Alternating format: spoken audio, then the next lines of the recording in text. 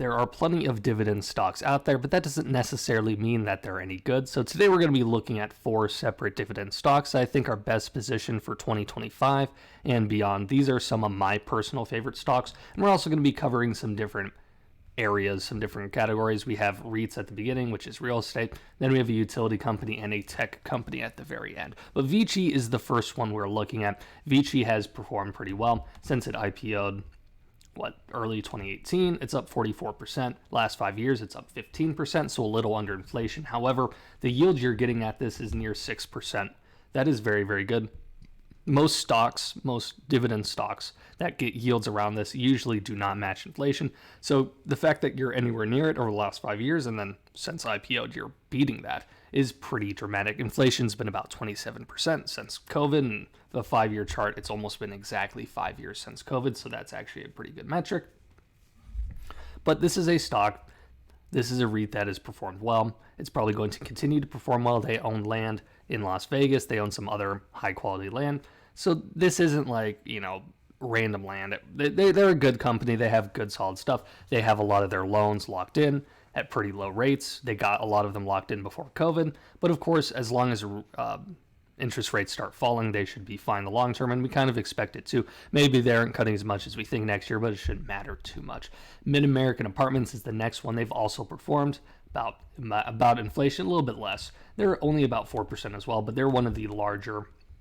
They cover Mid-American apartment communities, believe it or not, owns apartment communities, or just apartments in general. I mean, I'm sure they are communities, but that's kind of beyond the point. They've performed pretty well. If you zoom out, they've performed a bit better. They've been around forever. But if we go, the last 10 years, they've actually doubled their share price while paying that dividend out. So you can probably expect this to perform a little bit better than it has over the last 5 years. History says it will. However, even if you just assume it roughly matches inflation and then it pays out that 4% dividend yield, that's pretty solid, and you don't expect much more. There's not a lot of REITs you can buy that own renting out to people.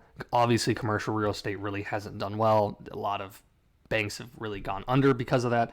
So this isn't commercial, and there's more commercial, but if it's really, there's not a whole lot of large apartment and similar renting out to renters sort of thing. So this is a good one I like, and I think they're going to do better in the long term. And honestly, look, in 2021, they peaked at 222. So they have some room to run as well, and there's clearly demand for that as well. But that was kind of a weird time with COVID. But Dukes is another one. I absolutely love this company. I've covered it personally on this channel. I own it as well. Of course, also, just to clarify, this isn't recommending for anyone to buy, but this is just to state my personal opinions. Dukes is large, $83 billion. They cover utility companies. They're a utility company, I think, at North Carolina. They have some other areas all across, I think, at Ohio as well, but all across the country, at least the east side of the country. They pay a good dividend, 4%. They've been a little bit better. Share performance, if we zoom out, they've also done well since 2014.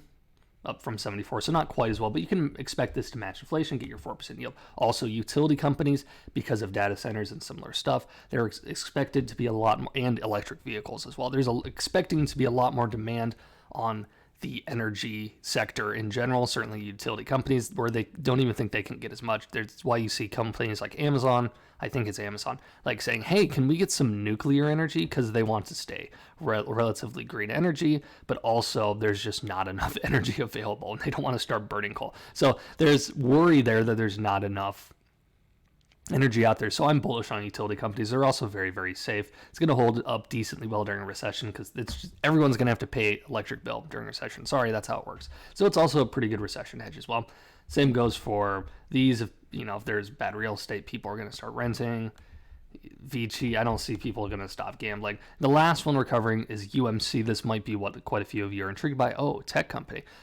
I don't know how to quantify it and be conservative, but also say there's really big upside with this. And there clearly is. Last 5 years, it's up 145%, and it's currently paying a 7% dividend yield. I don't have time to dive into the nitty gritty. I did a video on UMC a long time ago when I was newer in the channel, so I might not speak as well, but you can check out the video if you want. I go into it a little bit better detail.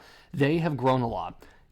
even if they don't grow at all, a 7% yield, you would expect a company not to. But I think there's decent shot that it will pay a yield around 6 to 7% while also maybe matching inflation, at least running sideways. But there's upside. They do similar to, if you guys know what TSM does, TSM provides the high 3 nanometer, 2 nanometer stuff to NVIDIA where they make AI chips. UMC does not do that. However, they do the similar thing, but they make the less advanced stuff. So more of the embedded stuff, maybe something you would see like in a microwave, right? There's computer chips in your microwave because it runs and it stops and you enter the button and hit go and then, but it's not super high quality. You don't need it in like an AI chip or your new iPhone 18, 20,000, whatever. You know what I'm saying?